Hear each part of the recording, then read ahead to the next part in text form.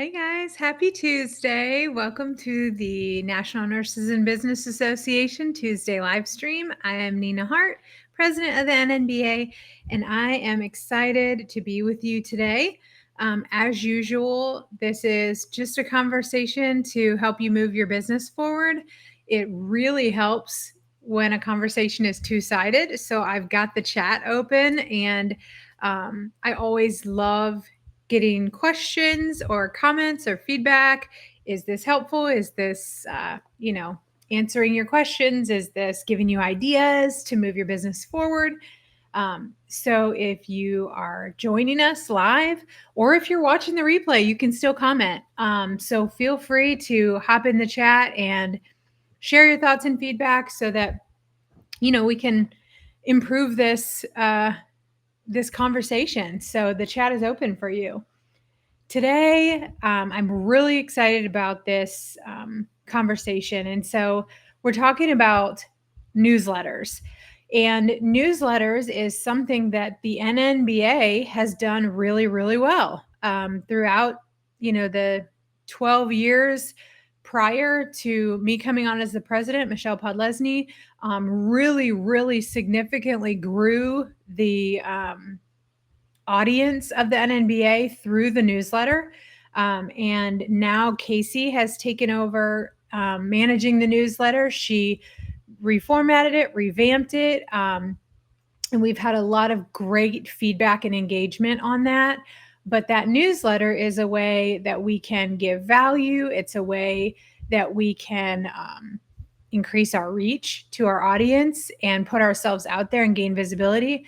So a newsletter is a great way to grow your business. The benefits of a newsletter is that it's almost like a built-in lead magnet, right? So you're putting this content out there to attract all of your qualified people in the right place. One thing that's really important when you're considering a newsletter is the topic, right? So you want to have a newsletter that is niche enough that it's going to bring the people that you want to be in the same place. So making sure that you've got a newsletter topic that is niche enough or specific enough that it's not just like newsletter for everyone to come read. You want it to be something so specific that it's very clear who it's for. So for my heart healthcare newsletter, it's called Hospice Excellence. It's on LinkedIn, and I'll talk a little bit about that later. But it's for hospices who want to be excellent. So it's not like healthcare, general healthcare, any topic newsletter, right? You know that if you're working in hospice and you want to deliver excellent care, you want to have a hospice that's excellent, you're probably going to find something in there that's helpful. Your newsletter is going to reflect the content probably that's in it to some degree. You want it to be a high level umbrella of what's going to fall under that. So you don't want it to be so specific that you can only write about one thing unless you've just got a ton of content. If you can write about one thing all the time, even better. Like be super, super specific. The more specific you can get, the more you know you're going to get the right eyes on it and the right people are going to be looking at it. So why a newsletter? Great lead magnet. It's going to help you build know, like, and trust, right? The most important thing about a client working with you is that they know you, they like you, and they trust you. They know you're who you say you are. You're going to respond and you're going to do what you say you do. And you have really done the things that you're saying you can help them with. And so a newsletter is literally you putting all of your expertise into one place in bite-sized pieces where someone could come and learn from you. And so that's super easy. That's a super easy way to help people get to know you, get familiar with you and how you can help them, because you're talking about ways you could help them probably in that newsletter. So a newsletter is a great way to get eyes on you, to get know, like, and trust, to bring the right people to you. Because if they look at the newsletter and they're like, I'm not interested in that, then they're not the right person. Maybe in a year, they'll be super interested in that, right? So if your newsletter was like GLP-1 outcomes and you are marketing, you're a NP, or you're a provider, or you're a coach who coaches people who are taking GLP-1s, then you would say, GLP-1 outcomes is my newsletter. I'm going to talk to you all about GLP-1s, about, how to manage them, how to, integrate fitness and diet, how to manage symptoms. It's going to be all about GLP-1s.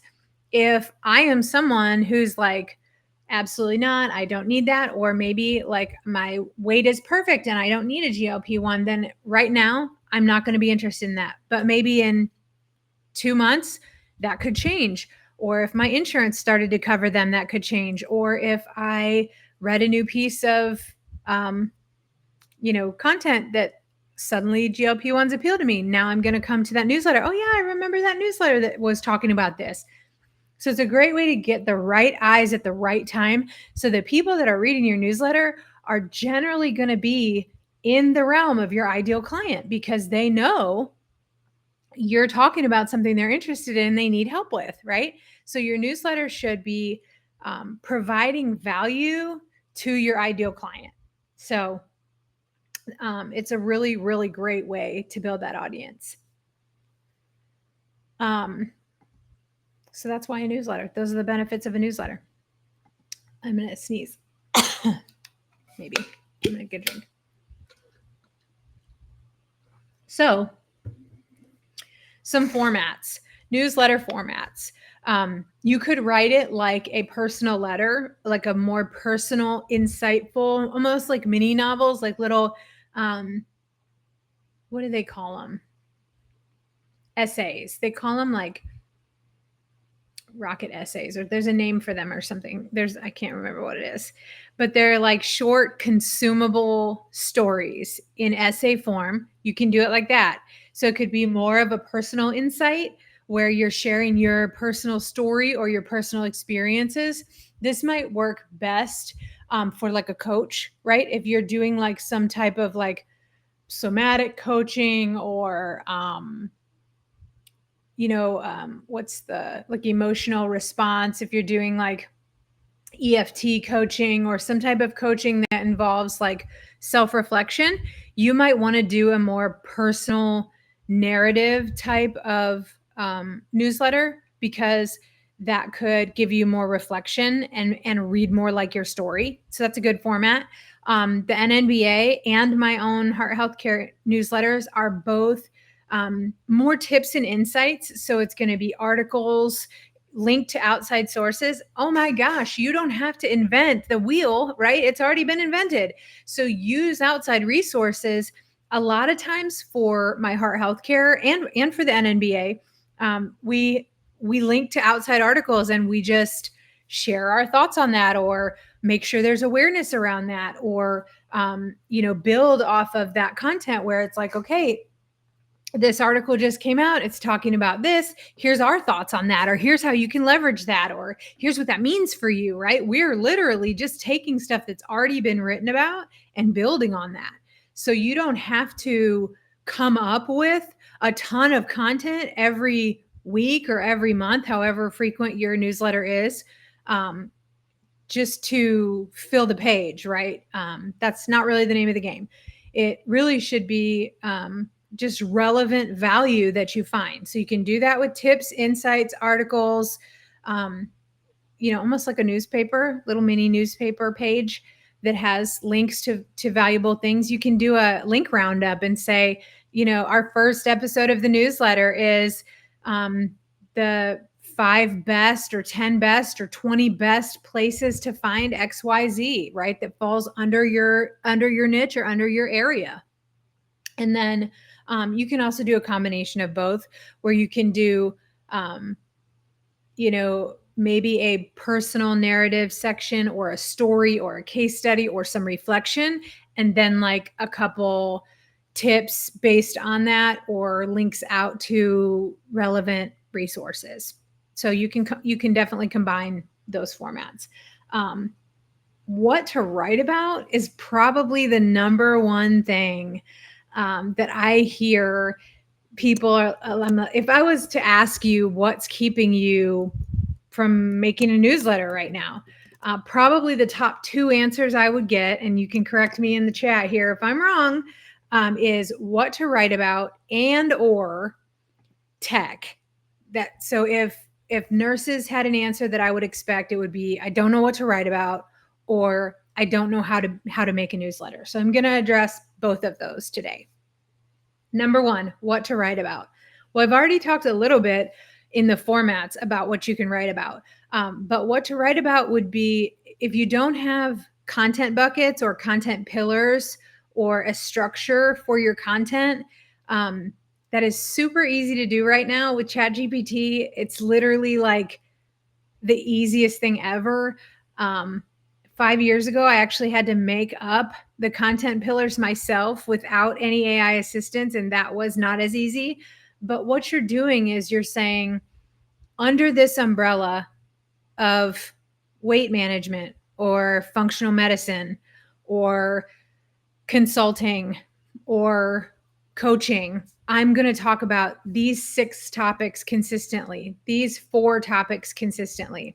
I will say I would condense them as much as you can, because you can always have a bunch of topics under those umbrellas or those buckets, but you don't want to have 52 different content buckets because it just starts getting overwhelming.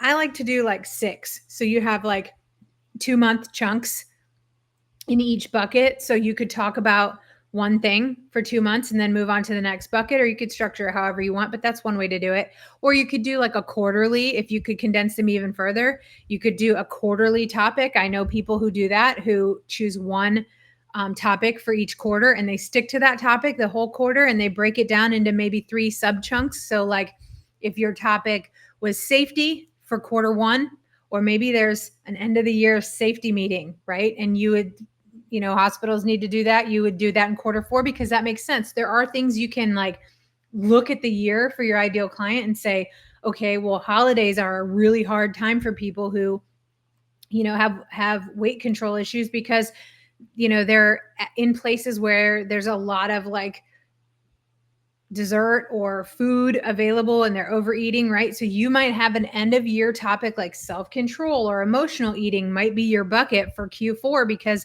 you're in holiday season, right? You're November, December, you're going to be around family, there's going to be triggers. That could be your topic for Q4. So that's one way to structure what to write about. But once you have those general topics that you're going to write about, and literally just go into ChatGPT and type, can you help me create content buckets or content pillars or a content strategy with topics based on my areas of expertise and interest, which are blah, blah, blah, blah, blah. So for me, I would go in there and I would say, hey, ChatGPT, can you help me build out a content bucket strategy for hospice compliance consulting? And I can tell you it's going to be like, yes, here are your content buckets. Number 1 is going to be QAPI and quality improvement. Number 2 is, that maybe that includes emergency preparedness.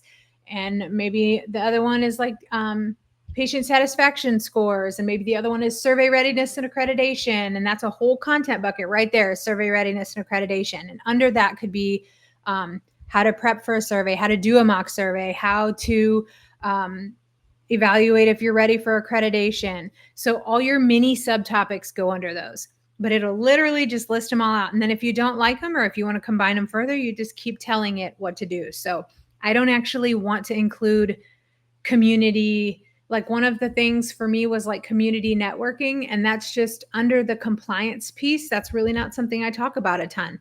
So unless, I roll that up under like education, right? So you can roll that content up under another bucket that if you're like, I'm not going to talk about this for 3 months straight, roll it up under another bucket where it can be a subtopic, right? So that's one way to do that. But yeah, so you can write about experiences, you can write about case studies and outcomes. People love that. So if you've had clients already, or if you've done like pro bono for some of your coaching, you can write about the experiences and the outcomes that you learned. It doesn't have to be even what a client learned or client takeaways. It can be like, I had this experience that improved my services so much, and here's what it was, and here's why. And then here's a couple references that I used when I went back to look into this further. And so it's a really great way. it's a really great way to improve your content and make it more personal, is like some of those takeaways. So you can do outcomes as well. And then obviously tips, tricks, shortcuts, troubleshooting, especially if you're in anything that's like more technical. And I don't necessarily mean like IT, I just mean a more technical component where people get stuck on it. Accreditation is a little more technical, if you ask me, because there's so many components you have to be aware of. So that's easy to do a lot of troubleshooting around, like what are surveyors looking for in this area?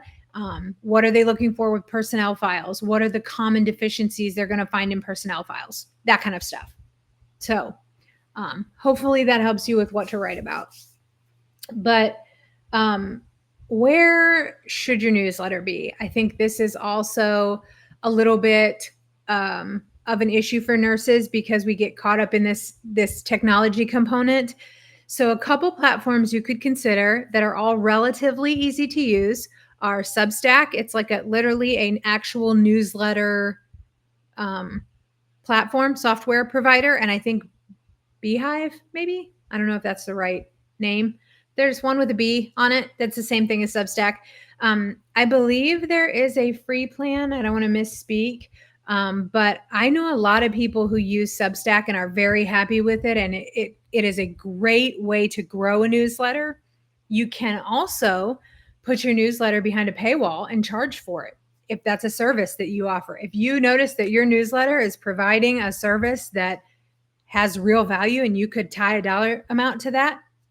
I know providers who have newsletters who they charge, maybe they even have tiers, like a $5 a month tier where you get one newsletter a month, and a $25 a month tier where you get a weekly newsletter. And then, there's a community QA call. You can do that in Substack. If you also have an email provider already, so like MailChimp, Constant Contact, Get Response, Active Campaign, something like that, you can easily do your newsletter in there. And I would recommend that if you already have that set up, and that's how we do it with the NNBA, because you've already got all your contacts in one place.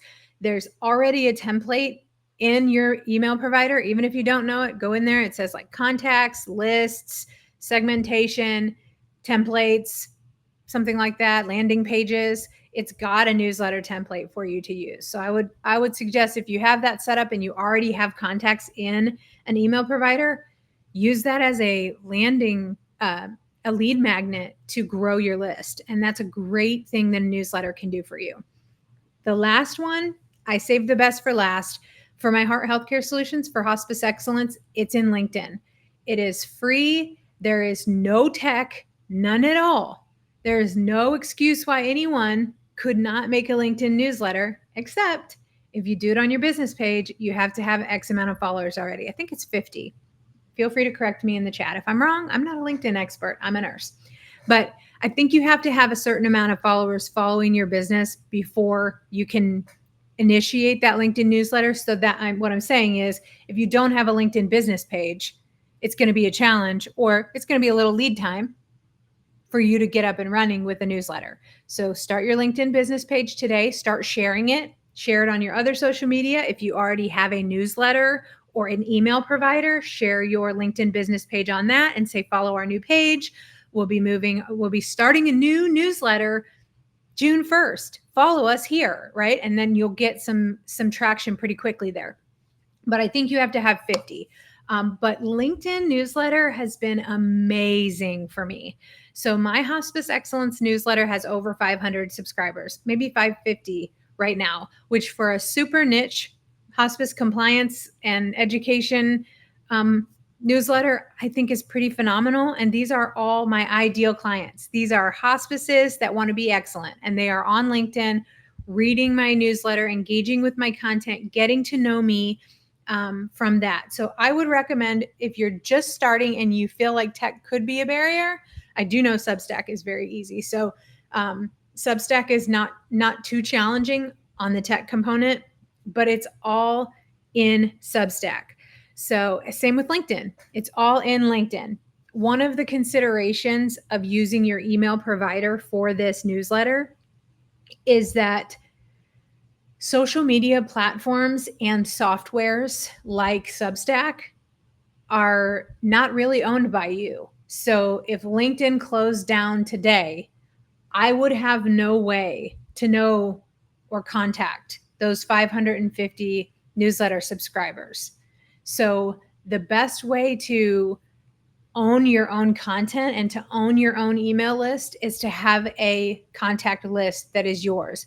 I can export the contact list from GetResponse for the NNBA newsletter. So I have those emails, right? We have those emails because those people opted in to receive that information. They traded us their email to receive that information. That's how a opt-in works.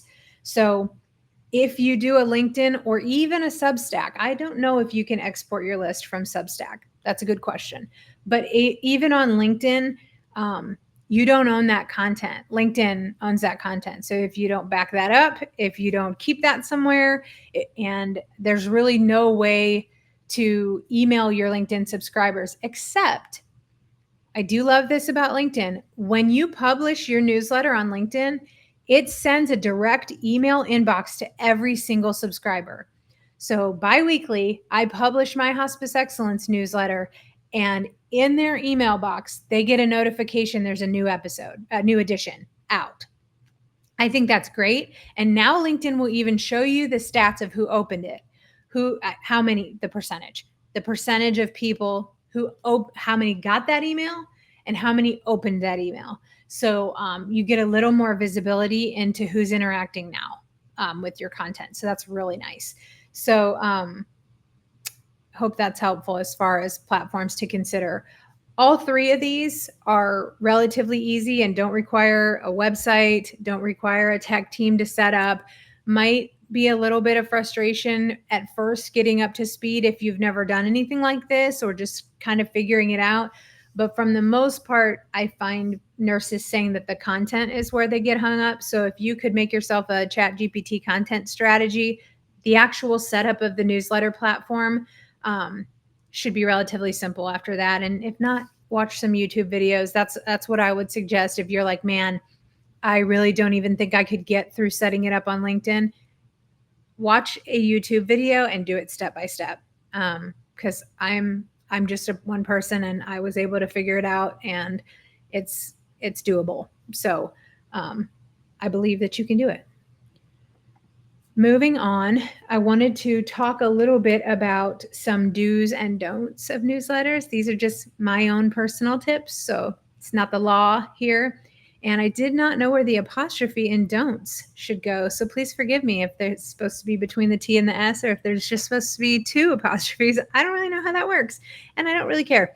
So do's and don'ts of newsletter is do include a call to action. So even if you create a LinkedIn newsletter or a Substack newsletter, if Substack doesn't house your list, which again, I don't really know, but you can always link out, and you should link out to somewhere that you own, that you operate, that you manage. Link out to your website. Follow us, download a free cheat sheet from our website, or we have a new workshop coming up. Catch our live workshop here.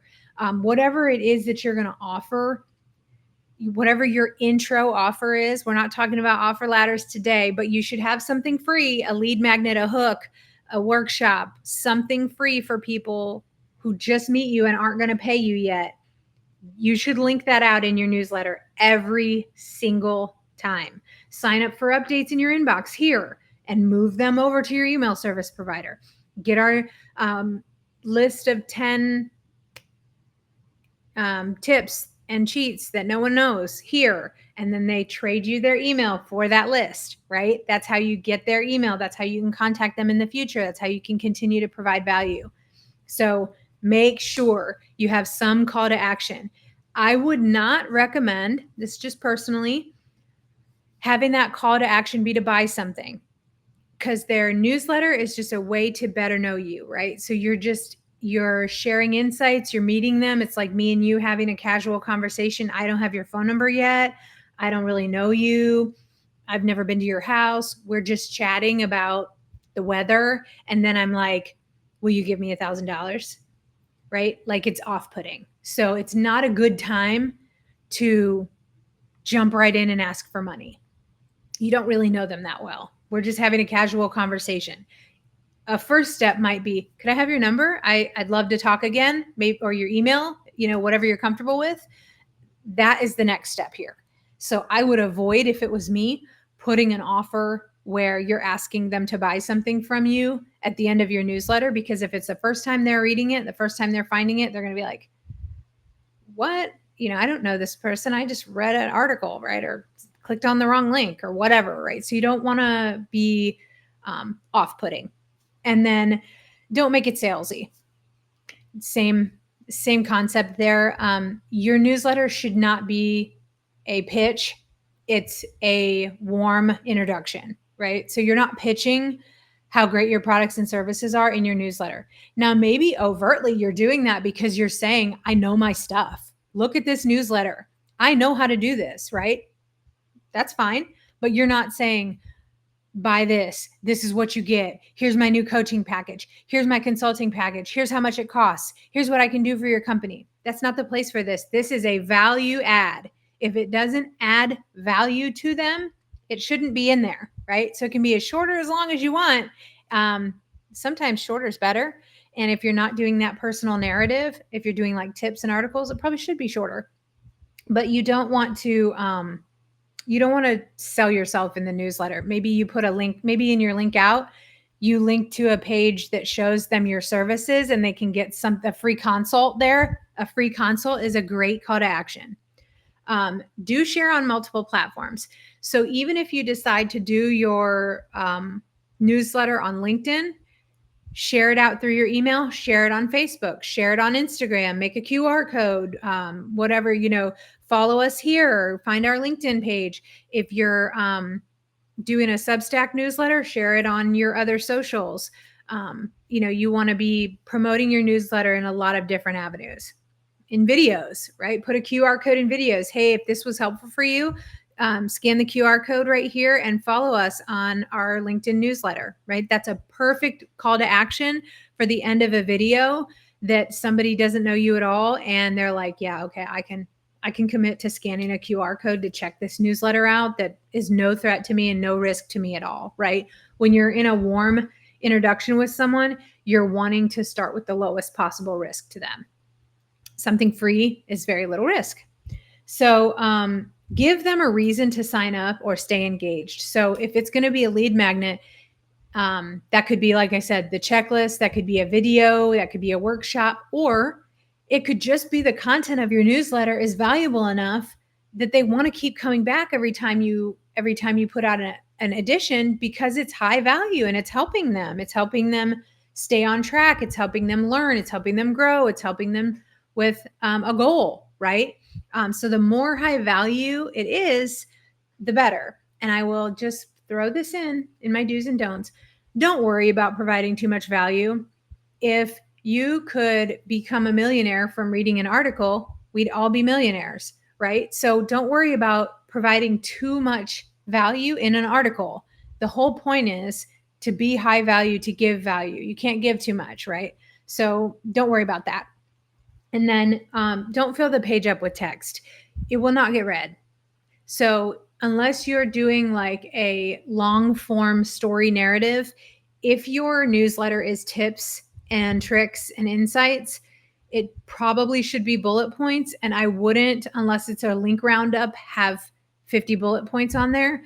You want this to be consumable for them. So if it's once a week, if it's once a month, it should be highly consumable. So that should be succinct and brief and easy to read and ingest and easy to understand and easy to follow. If you have paragraphs, or even worse, just text, like you make a Google Doc and you just type it all out and paste it in there, the likeliness of anyone making it to the bottom, if your link to sign up for something is at the bottom, they'll never get there. They'll never make it, right? So you want to build that interest as you go through the text, right? You want to keep it organized, keep it flowing, and keep it very efficient information.